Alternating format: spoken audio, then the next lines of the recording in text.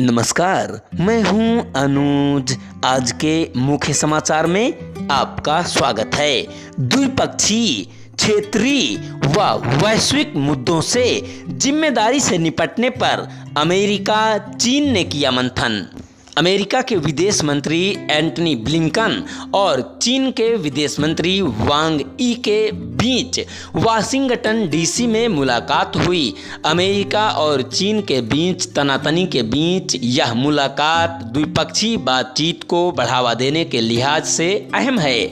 दक्षिण चीन सागर को लेकर चल रहे विवाद के अलावा इजरायल पर हमास का हमला और रूस यूक्रेन युद्ध तक चीन और अमेरिका के बीच मतभेद है।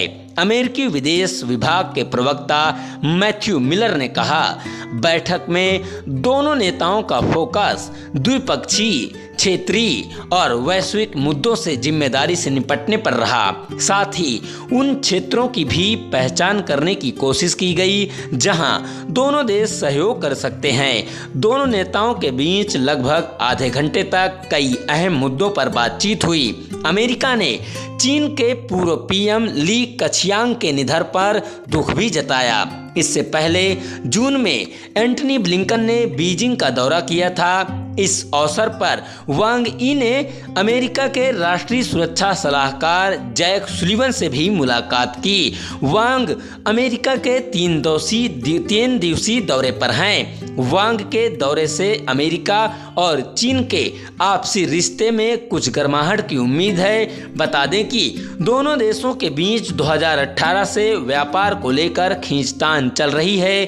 बीते दिनों गुब्बारे को लेकर जासूसी विवाद के चलते भी दोनों देशों के रिश्ते बिगड़ गए थे। हालांकि अब दोनों देश तनाव को कम करने का प्रयास कर रहे हैं। बताते चलें कि ताइवान को समर्थन देने के मुद्दे पर भी अमेरिका का चीन से टकराव की स्थिति कई बार बन चुकी है। पिछले वर्ष अमेरिकी नेता नैन्सी पेलोसी की ताइवान यात्रा के बाद चीन ने इसका कड़ा प्रतिरोध किया था। वह कई दिनों तक ताइवान जल क्षेत्र में व्यापक सैन्य अभ्यास किया था। अमेरिकी बम वर्षक से टकराने से बचा चीनी लड़ाकू विमान। दक्षिण चीन सागर पर प्रभुत्व को लेकर अमेरिका चीन एक बार फिर आमने सामने हैं। अमेरिकी सेना ने गुरुवार को बयान जारी किया, बताया कि दक्षिण चीन सागर में एक चीनी लड़ाकू विमान अमेरिकी बम वर्षक विमान B-52 से महज 10 फीट की दूरी से गुजरा। इससे दोनों विमानों के टकराने का खतरा पैदा हो गया। घटना के बाद चीन के विदेश मंत्रालय ने कहा कि अमेरिकी विमान जानबूझकर उकसावे के तहत दक्षिण चीन सागर पर उड़ान भर रहा था। अमेरिकी सेना ने दावा किया कि नियमित संचालन कर रहे अमेरिकी बमवर्षक विमान B-52 को चीन ने गलत तरीके से रोकने की कोशिश की।